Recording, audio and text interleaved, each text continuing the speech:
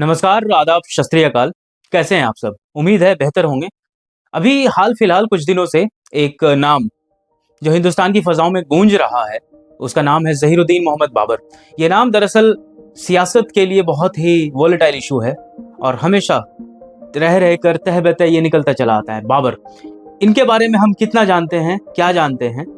इसी बात को लेकर इसी कड़ी में हम आज फिर से समीक्षा करने जा रहे हैं उनकी लिखी किताब बाबरनामा पे।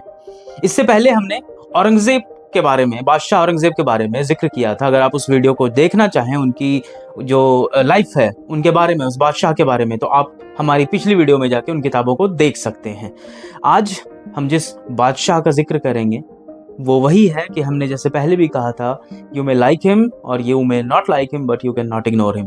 तो आज हम जिस दो महत्वपूर्ण किताबों की चर्चा करने वाले हैं, वो नाम है, दरअसल किताब एक ही है, उसे दो भाषाओं में हमने आपके सामने प्रस्तुत किया है। बाबरनामा बाबर की जीवनी है। उन्होंने इस किताब को चगताई तर्किश में लिखा था और जब वो समरकंद और फरगना की सैर कर रहे थे, वहाँ से मारे मारे फिर रहे थे, फिर वहाँ से अफगानिस्तान, काबुल का सफ़र और फिर वहाँ से हिंदुस्तान का सफ़र। तो यहाँ उन्होंने अपनी जीवनी को बहुत अच्छी तरीके से पोर्ट्रे किया और उस तर्किश भाषा को, तर्किश जो चगताई तर्किश लैंग्वेज है, उसे फिर फारसी में ट्रांसलेट किया गया, अनुवाद किया गया। और वो अनुवाद करने वाले अब्दुल रहीम खाने खाना थे, जो अकबर के दरबार के नवरत्नों में से एक थे। और उसको फिर बाद में अलग अलग ऑथर्स ने अलग अलग लैंग्वेजेस में ट्रांसलेट की। तो दो लैंग्वेज हमारे पास अभी है, एक इंग्लिश जो पेंगुइन क्लासिक की तरफ से है, Baburnama journal of emperor Babur, और दूसरी जो किताब है वो हिंदी में है, बाबरनामा युगजीत नवलपुरी के द्वारा इस किताब को हिंदी में ट्रांसलेट किया गया है। इस किताब को हिंदी साहित्य अकादमी ने छापा है, इसलिए इस किताब की विश्वसनीयता पर कोई संदेह नहीं हो सकती। दूसरी किताब भी पेंगुइन क्लासिक की तरफ से है, इसलिए इसको ऑथेंटिक माना जा सकता है, इसके ट्रांसलेशन को। अब चलिए आते हैं इन किताबों पर क्यों आते हैं। दरअसल कुछ ही दिनों से एक महत्वपूर्ण विषय हमारे समाज में चल रहा है कि बाबर जो हिंदुस्तान में आए, उनको लाने वाला कौन था? क्या वो खुद आए या उनको किसी ने न्योता दिया?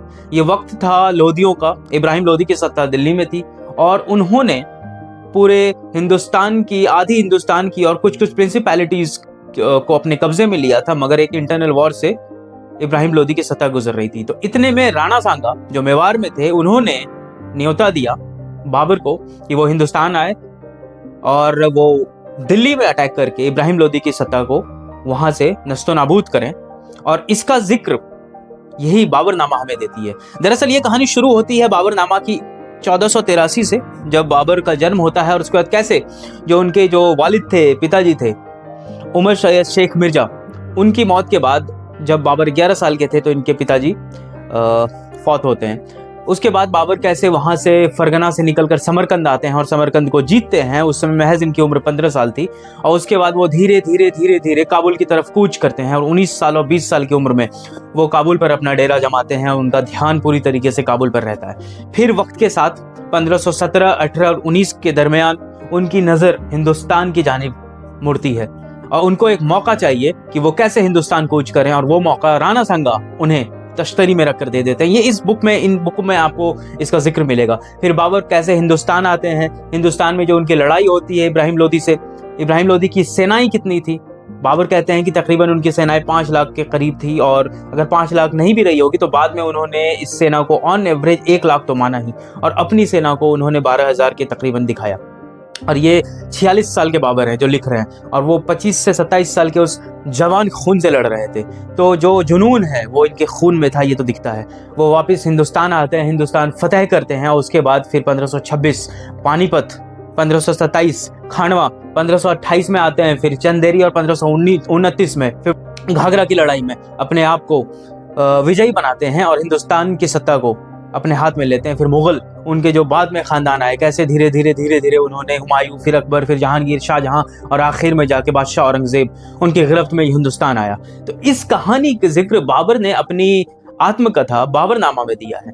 आपको अगर जाननी हो कि ये किताब आखिर क्यों ज़रूरी है, ये किताब इसलिए भी ज़रूरी है कि हमें पता चल सके कि हम जिनके बारे में कमेंट कर रहे हैं, तनकीद कर रहे हैं, हम उन्हें जानते कितना है, या उसके काम को, अगर उनका कोई काम अवेलेबल है, मौजूद है, और वो अगर फर्स्ट हैंड रिटन है, तो ऑब्वियसली हमें ज़रूर पढ़नी चाहिए। तो इसलिए बाबरनामा पढ़ने के लिए भी ज़रूरी है।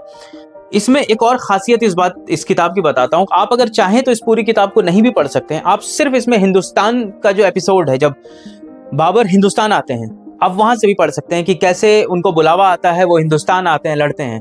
अब इस किताब में जो खूबी है, इस किताब को लिखने के बाद, एक ऐसे इंसान की जो सुबह से शाम तक जंग में है, तलवारें उठा रहा है, और वो शाम में जाके कैंडल लाइट में अपनी आत्मकथा लिख रहा है कि उसके साथ क्या हुआ, तो आप इस इंसान को क्या कहेंगे? तो वो जुनून है इस इंसान की। तो उन्होंने हिंदुस्तान का जिक्र किया, हिंदुस्तान के बारे में जिक्र की है, यहाँ पे आने वाले जो यहाँ के जो मौसम है वहाँ का जिक्र किया है। फिर इनको आर्किटेक्ट के बारे में अच्छी खासी मालूमात थी। फिर सबसे ज़्यादा इन्होंने सिर्फ एक ग्वालियर का जो किला है उनके बारे में जिक्र किया कि वो एक किला जो है वो सिमेट्रिकली बहुत अच्छी तरीके से बनाया गया है, बाकी वो किले के बारे में नहीं कहते हैं। फिर वो यहाँ के चिड़ियों के बारे में, वनस्पति के बारे में जानकारी देते हैं, यहाँ की बोलियों के बारे में बताते हैं। फिर वो कहते हैं कि यहाँ जो वक्त था, वक्त को नापने का जो पैमाना था, ये एक वर्ड यूज करते हैं घड़ियाल, कि उस वक्त जगह जगह पर कुछ घड़ियाल होते थे जो वक्त को बताया करते थे, वक्त को बताने का जो पैमाना हुआ करता था। फिर ये उसी में आगे वेट एंड मेजर्स की बात करते हैं कि हिंदुस्तान को क्यों दौलतमंद मुल्क कहा जाता था, क्योंकि यहाँ जो बोलियां लगती थी या जो रकम जो नापे जाते थे वो तकरीबन लाख में, फिर 100 लाख में, अरब, खरब, शंख, महापद्म, इस तरीके की चीजें इन्होंने इसमें डाली है।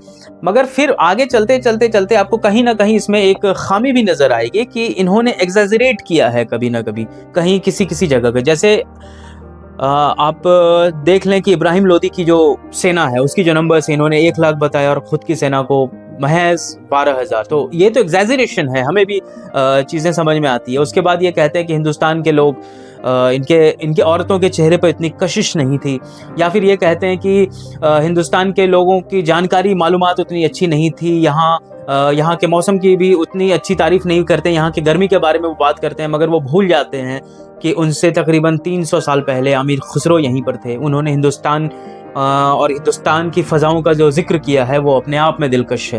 तो ये ऐसा लगता है कि वो एक तरफा तरीके से बात करते हैं। फिर बाबर कभी भी उनको हिंदुस्तान पसंद नहीं था, वो हमेशा उनका दिल काबुल और फिर उसके बाद समरकंद और फरगना वाले रीजन में ही लगा रहा। तो उनकी आखिरी ख्वाहिश भी वही थी कि वो यहाँ ना दफन होकर फिर वापस काबुल में दफन हो, और जो बाद में हुए भी कि उनकी कब्र वहाँ काबुल में है। तो चलिए खैर, ये तो आप जो किताबों को पढ़ेंगे तो आपको पता चलेगी। तो लेकिन इसलिए हमने इस किताबों की रिव्यू आपके आगे की कि आप समझ सकें कि हम जिस दौर में जी रहे हैं उस दौर में इंफॉर्मेशन बहुत है, लेकिन किस पर, किन बातों पर और क्यों और कब तक भरोसा करें। जो चीजें लिखी हुई हैं उसकी एक ऑथेंटिसिटी है, और किताबों से बढ़कर ऑथेंटिक चीजें बहुत कम होती है, खासकर ऐसी किताबें जो फर्स्ट हैंड लिखी गई हो इन्फॉर्मेशन के लिए। तो इसलिए हमने चाहा कि हम आपके सामने एक ऐसी किताब की रिव्यू करें, ऐसे किताब को लेकर आए जिनके बारे में लोगों ने सुना तो है मगर पढ़ा नहीं है।